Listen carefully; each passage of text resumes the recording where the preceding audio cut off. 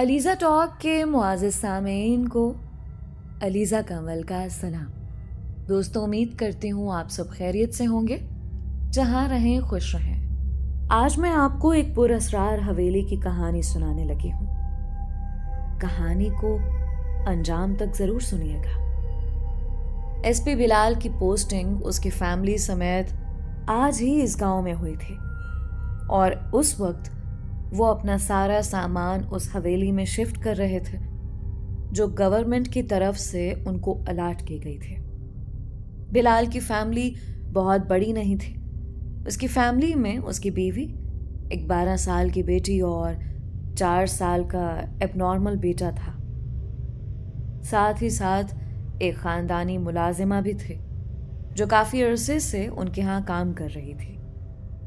वो मुलाजिमा नहीं बल्कि एक घर के फर्द की तरह थे, क्योंकि एसपी बिलाल की पोस्टिंग जहां पर भी होती थी वो मुलाजिमा उनके साथ ही हुआ करते थे।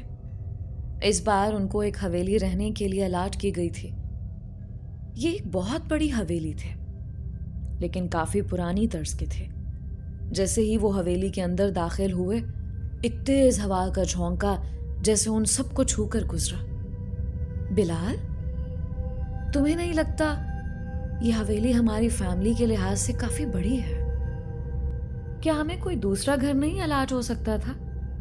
फारिया, शुक्र करो इस गांव में हमें यह हवेली रहने को मिली है, वरना तुम जानती हो जैसी इस गांव की हालत है, हमें कोई अच्छा घर कभी रहने को ना मिलता। बिलाल ने बीवी को समझाया। फारिया ने एक नजर उस 2 मंजिला हवेली पर दौड़ाई। एक अजीब से एहसास ने उसको घेरा था। ये बहुत पुरअसरार सी जगह है, जैसे कई बरसों से यहाँ कोई जी रूह ना रही हो। पता नहीं क्यों मुझे कुछ अच्छा महसूस नहीं हो रहा। फारिया के चेहरे पर मुख्तलिफ तासुरात आ रहे थे। तुम क्यों इतना सोच रही हो यार? अच्छी भली हवेली है, अब तुम ज्यादा मत सोचो और फिर दोस्त के साथ मिलकर घर सेट करो। फिलहाल नीचे वाली मंजिल को ही सेट करना है, ऊपर वाले पोर्शन को जैसा है वैसा ही रहने देना है, क्योंकि उसके साथ हमारा कोई लेना देना नहीं है। माहिद को मुझे दे दो, जरा कुछ फाइल्स चेक करनी है। गार्ड से कहकर मैंने स्टडी साफ करवा दी थी, वहीं जा रहा हूं। तुम तब तक ग्रॉसरी वगैरह की लिस्ट बना दो। अपने माजूर बेटे की व्हीलचेयर पकड़ता वो स्टडी की तरफ बढ़ गया। मम्मी, क्या मैं बाहर लॉन में चली जाऊं? मैंने आते हुए देखा था कि वहां पर एक झूला भी था। रानिया ने पुरजोश से अंदाज में पूछा। उसे बड़े घर बहुत पसंद है और ये तो बहुत बड़ा घर था। हाँ ठीक है, मगर ज्यादा दूर मत जाना। अपनी माँ की बात सुनती वो बाहर की जाने भाग गई। वो भागती हुई उस बड़े से लॉन में गई। ये बहुत बड़ा लॉन था और अजीब पुराने तर्ज के दरख्त उसमें लगे हुए थे। घास भी काफी बड़ा हुआ था। उस लॉन के कोने पर एक बड़े से पुराने दरख्त के साथ झूला लगा हुआ था। वो पुरजोश होकर झूले की जाने बढ़ी। एक एक कदम बढ़ाती वो झूले की जाने बढ़ रही थी कि उसी एक पल उसे झूले पर कोई बैठा हुआ नजर आया।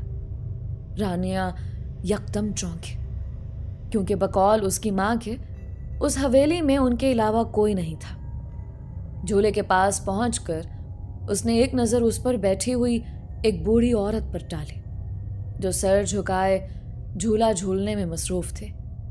रानिया मजीद करीब हुई। अभी वो मजीद कुछ कहती कि एक झटके से उस औरत ने रानिया का गला दबोच लिया।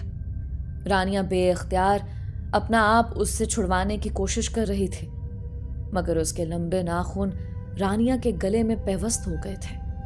वो चीख रही थी। बहुत तेज उसका तनफ्फुस बिगड़ रहा था। फारिया जो किसी काम में मसरूफ थी, हल्की हल्की चीखों की आवाज पर वो बाहर की जानिब दौड़ी। जाने क्यों उसे एकदम रानिया की फिक्र होने लगी थी।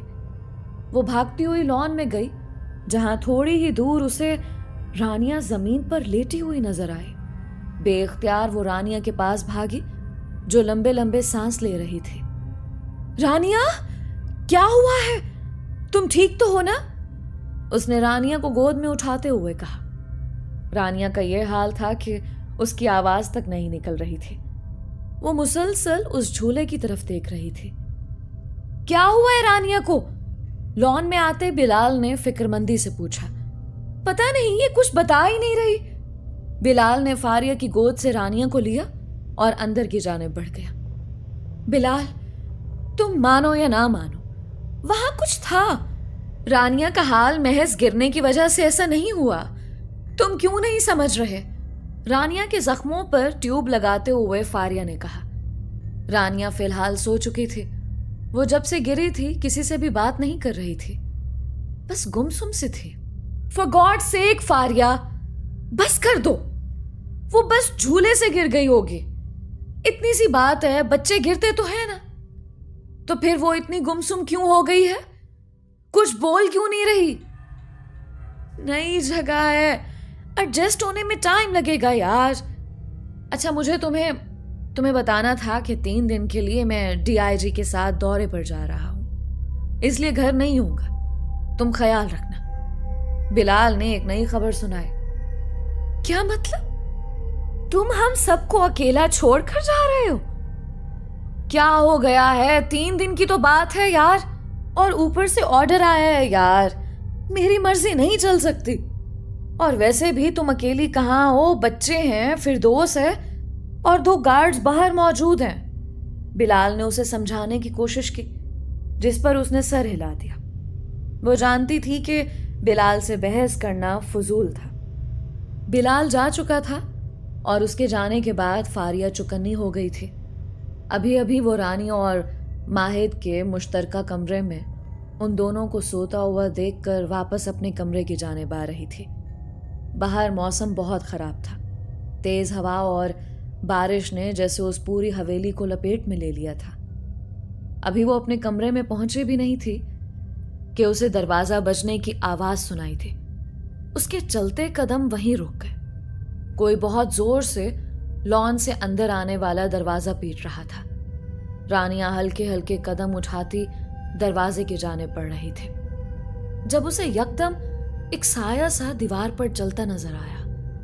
बेख्तियार फारिया की धड़कनें तेज हो गई थी। बाहर से बारिश की आवाज और तेज हो गई थी। वो दरवाजे के पास पहुंचे, जो अभी भी बज रहा था। कौन है? उसने कांपती हुई आवाज में पूछा। दस्तक बजना बंद हो गई। इससे पहले कि वो मुड़ती, किसी का बूढ़ा नौकीले नाखूनों वाला हाथ उसे अपने कंधे पर महसूस हुआ। एक जोरदार चीख के साथ वो मुड़ी, जहां उसे फिरदौस खड़ी नजर आई। बेख्तियार उसने अपने बिगड़े तनफ्फुस को कंट्रोल किया। फिरदौस, तुम्हें भी वो आवाज आई है ना? अभी जैसे कोई दरवाजा बजा रहा था।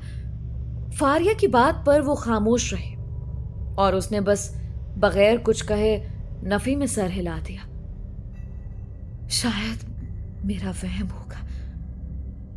अच्छा, तुम भी जाकर सो जाओ, काफी रात हो गई है। इतना कहते हुए अपने कमरे की तरफ कदम बढ़ा दिया, जब उसे किचन से खटपट की सी आवाजें आने लगे। उसके चलते कदम एक बार फिर थम गए। गर्दन मोड़कर उसने किचन में देखा, जहां कोई था। एक बार फिर खौफ की एक लहर उसके बदन में दौड़ गई। अभी वो किचन में कदम रखती ही कि यकदम उसे किचन से फिरदौस बाहर आती नजर आई। बाजी, आप यहां? फीडर हिलाती फिरदौस ने परेशानी से पूछा। फिरदौस, तुम इतनी जल्दी यहां कैसे आ गई? फारिया हैरान हो रही थी, क्योंकि अभी तो उसने फिरदौस को पिछले दरवाजे के पास देखा था, तो वो यकदम यहां कैसे आ गई थी? क्या मतलब बाजी? मैं तो ऊपर थी, रानिया और माहिद के कमरे में। ये फीडर माहिद के लिए बना रही हूं। फिरदौस की बात सुनकर वो जैसे खौफ से कपकपाने लगी थी। नहीं, अभी तुम मुझे वहां दरवाजे के पास मिली थी। क्या हो गया है बाजी? आप नींद में तो नहीं है? मैं तो कब से यहां किचन में थी। फिरदौस की बात सुनकर वो यकदम चुप कर गई। अगर फिरदौस यहां थी तो वहां कौन था? ये बात सोचते ही उसका दिल कांप उठा था। बाजी, उसने फारिया के कंधे पर हाथ रखा, जिससे वो बौखला गई। हाँ, आप ठीक है ना? फिरदौस को वो हरगिज ठीक नहीं लग रही थी। हाँ, मैं ठीक हूं, तुम बच्चों के पास ही रहना। इतना कहते वो कमरे में चली गई। आंखें जोर से बंद किए वो अपने कमरे में लेटे हुए थी। उस दिन के वाकये के बाद अब तक रानिया खौफ के ज़ेरे असर थी। उसे लगता था कि अगर वो जरा सी भी आंखें खोलेगी तो वो बूढ़ी औरत फिर से उसके सामने आ जाएगी। रानिया ने कमरे से निकलना तर्क कर दिया था। अभी भी वो अपने कमरे में लेटी हुई थी। 4 साला माहिद उसके साथ लेटा हुआ था और फिरदौस कमरे की सफाई कर रही थी, जब यकदम रानिया बेड पर खड़ी हो गई और अपने एक हाथ में माहिद की शर्ट को सीने से पकड़कर उसे हवा में उछालने लगे। वो कभी उसे उछालती और फिर कैच करती। ये मंजर देखकर एक पल को फिरदौस खौफ से चीख उठी। रानिया, रानिया, माहिद को छोड़ दो। माहिद अब रोते हुए चीख रहा था। फिरदौस की आवाज सुनकर फारिया भागती हुई कमरे में आए, जहां का मंजर देखकर एक पल को उसे अपनी रूह फना होती महसूस हुई। रानिया, क्या कर रही हो? वो जोर से चीखी। उस वक्त उसे रानिया अजनबी सी महसूस हो रही थी, जिसमें इतनी ताकत आ गई थी कि वो माहिद को हवा में उछाल रही थी। फारिया की चीखें सुनते रानिया ने एक तिरछी नजर उस पर डाली। पल भर को फारिया को रानिया की नजरों से वहशत होने लगी थी। रानिया के बालों से खून के कतरे गिरकर चादर पर जज्ब हो रहे थे। यह मंजर बहुत खौफनाक था। उसने एक लम्हे को माहिद को जोर से बेड पर फेंका और कमरे से भागते हुए बाहर निकल गई। फिरदौस, माहिद को देखो। मैं रानिया को देखूं, वो कुछ कर लेगी। जल्दी करो फिरदौस, बिलाल को फोन करो। इतना कहते वो रानिया के पीछे भागे।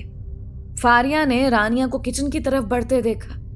भागते हुए वो किचन की तरफ गई, जहां का मंजर देखकर एक बार उसे अपना वजूद शल होता महसूस हुआ। उसने देखा कि रानिया अपनी जुबान से जमीन पर गिरा खून चाट रही है। फारिया को अपना सर चकराता हुआ महसूस हुआ। रानिया की उंगलियों से जगह जगह से खून निकल रहा था, जिसके कतरे मुसलसल जमीन पर टपक रहे थे और उन्हीं कतरों को वो चाट रही थी। और बस इससे ज्यादा उसे देखा नहीं गया। उसे जल्द अज जल्द किसी को मदद के लिए बुलाना था। वो तेज तेज कदम उठाती हवेली से बाहर चली गई। वो नंगे पांव थी। अपनी तेज होती दिल की धड़कनों पर काबू पाते वो एक मस्जिद के सामने खड़ी हो गई। बात सुनो, क्या इमाम साहब अंदर ही हैं? मुझे उनसे मिलना है, बहुत जरूरी। उसने मस्जिद से बाहर निकलते एक लड़के से पूछा, जो सर हिलाते उसे अंदर ले गया।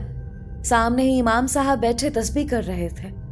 इमाम साहब, आपसे कोई मिलने आया है। लड़के के बात पर उन्होंने सर उठाकर देखा और इजाजत दी। इजाजत पाते ही फारिया उनके पास बैठ गई और पूरी बात बताने लगी। कुछ सोचते हुए इमाम साहब ने आंखें बंद कर ली। वो हवेली बहुत पुरअसरार है मेरी बच्ची। कब से वो बंद है? गांव के लोग उस हवेली के सामने से गुजरते हुए भी डरते हैं, और तुमने वहां अपना घर बसा लिया है। मैंने सुना था वहां कोई पुलिस ऑफिसर शिफ्ट हुआ है। मुझे बहुत हैरत हुई। जानता था आज नहीं तो कल ये सब होगा। खासे धीमे धीमे अंदाज में वो बोल रहे थे। इमाम साहब, मेरी बच्ची को बचा ले, फारिया ने रोते हुए कहा। बचाने वाली जात तो उस अल्लाह की है, और बेशक उसके सामने किसी मखलूक की कोई हैसियत नहीं है। बच्ची तुम्हारी वाकई बहुत तकलीफ में है, यहां तक कि उसकी जान को भी खतरा है। खैर, मुझे लेकर चलो। इतना कहते इमाम साहब उसके घर चले गए। वो जैसे ही घर में दाखिल हुए, उन्होंने देखा कि रानिया झूले पर बैठी है, मगर झूला बहुत तेजी से हिल रहा है। वो मुंह में कुछ पढ़ते हुए झूले की जानिब बढ़े। उनके बढ़ते कदमों के साथ ही झूला एकदम रुक गया। रानिया, जो कि सर झुकाए झूला झूल रही थी, उसने एक तेज वहशत भरी नजर इमाम साहब पर डाली और वहां से भागने लगी। उसको भागते हुए देखकर इमाम साहब भी मुंह में कुरानी आयात पढ़ते उसके पीछे भागे। रानिया भागते हुए अपने कमरे में चली गई, जहां फिरदौस मौजूद थे। इससे पहले इमाम साहब उसकी तरफ बढ़ते, उसने फिरदौस के पास जाकर उसका गला जोर से पकड़ लिया। बेइख्तियार वो खांसने लगे और अपना आप छुड़वाने लगे, मगर गिरफ्त इतनी तेज थी कि वो खुद को आजाद नहीं करवा पा रही थी। छोड़ दो उसे, मैं कहता हूं छोड़ दो उसे। इमाम साहब ने हाथ में पकड़ा पानी उसकी तरफ फेंका, जिसके छींटे पड़ने से रानिया चीखती चिल्लाती जमीन पर गिर गई और बेहोश हो गई। रानिया, मेरी बच्ची। फारिया बेइख्तियार आगे बढ़े। बेटी जल्दी करो, इसे बेड के साथ बांध दो, क्योंकि वो शैतानी ताकत एक बार फिर इस पर हमला करेगी और इस बार का हमला बहुत शदीद होगा। जल्दी करो, तब तक बांधे रखना जब तक मैं अपना अमल मुकम्मल ना कर लूं। मैं मस्जिद जा रहा हूं, जल्द ही वापस आऊंगा।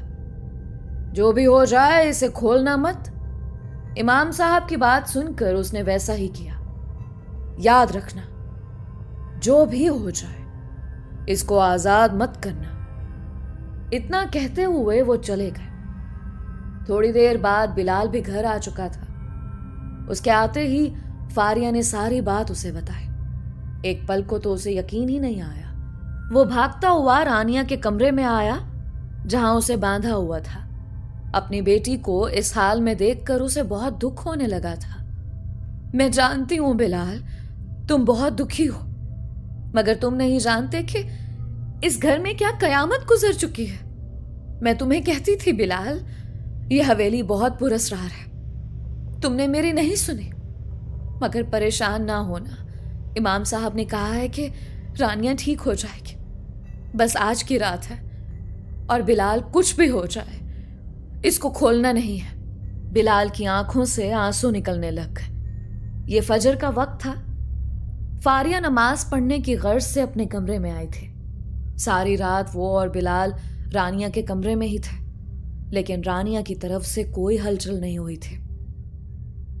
कहीं अंदर फारिया मुतमईन हो गई थी। उस वक्त बिलाल रानिया के कमरे में था, और शायद ये ही उसकी गलती थी। वो सोफे पर बैठा सोई जागी कैफियत में था जब उसके कानों में रानिया की आवाज पड़ी। वो यकदम चौंका और तेजी से बेड की जानिब बढ़ा, जहां वो दर्द से करहा रही थी। पापा, रानिया ने धीमे से कहा। जी जी बाबा की जान। बाबा, मुझे खोल दे, हाथों और पाँव में दर्द हो रहा है। एक बार फिर उसने करहाते हुए कहा।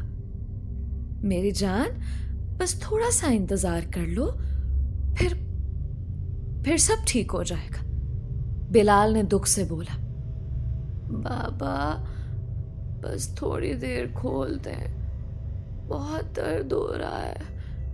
बाबा प्लीज, फिर बांध दीजिएगा। मैं ठीक हूं बाबा, बस थोड़ी देर। रानिया ने बाकायदा रोना शुरू कर दिया था, और बस यहीं बिलाल पिघल गया। बेइख्तियार वो आगे बढ़ा और उसके हाथ पांव की रस्सियां खोलने लगा। फारिया, जो नमाज मुकम्मल करके रानिया के कमरे में आ रही थी, सामने का मंजर देखकर बेइख्तियार बिलाल की जानिब भागी।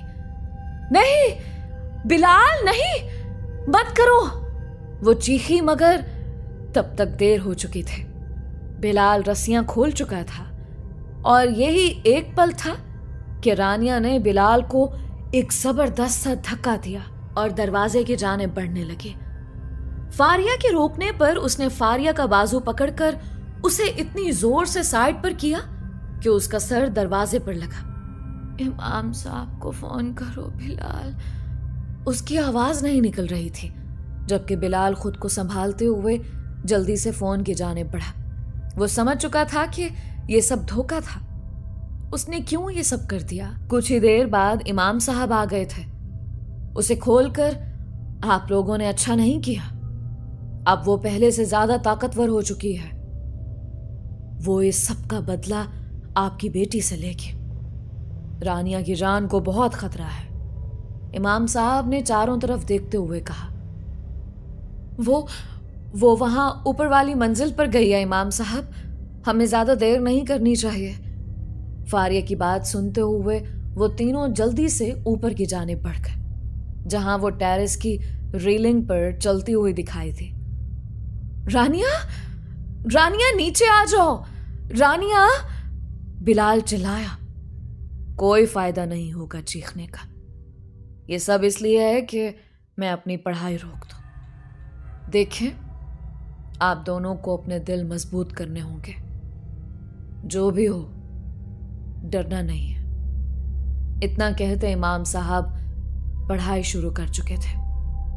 रानिया ने बेसाख्ता चीखना शुरू कर दिया।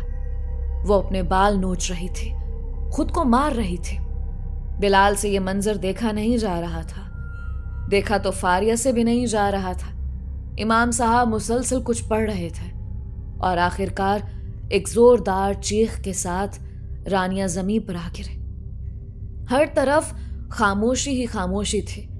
वो शैतानी ताकत उसका जिस्म छोड़कर जा चुकी थी और रानिया निढाल होकर बेहोश हो गई थी।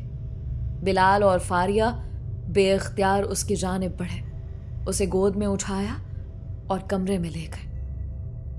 क्या मेरी बेटी मुकम्मल ठीक है ना अब? फारिया ने रानिया को देखते हुए इमाम साहब से पूछा। जी, वो ठीक है। आप उसको ये दम किया हुआ पानी पिलाती रहे। कुछ जगह सख्त होते हैं। मेरी माने तो आप ये घर छोड़ दें। यह हवेली बहुत पुरअसरार है। इस हवेली में बहुत से लोगों ने अपने जाने ली हैं। अगर आप चाहती हैं कि दोबारा ऐसा ना हो तो ये घर छोड़ दीजिए, इसी में भलाई है। इमाम साहब की बात सुनते हुए दोनों ने इस बात में सर हिलाया और आखिरकार एसपी ने वहां से अपना तबादला करवा लिया। बहुत अरसे बाद उनकी जिंदगियां नॉर्मल हुई थी, सब कुछ ठीक होने लगा था। रानिया की जिंदगी मामूल पर आ गई थी, मगर अब भी कभी कभी उसे वो बूढ़ी औरत झूला झूलते ख्वाब में नजर आ जाया करती थी।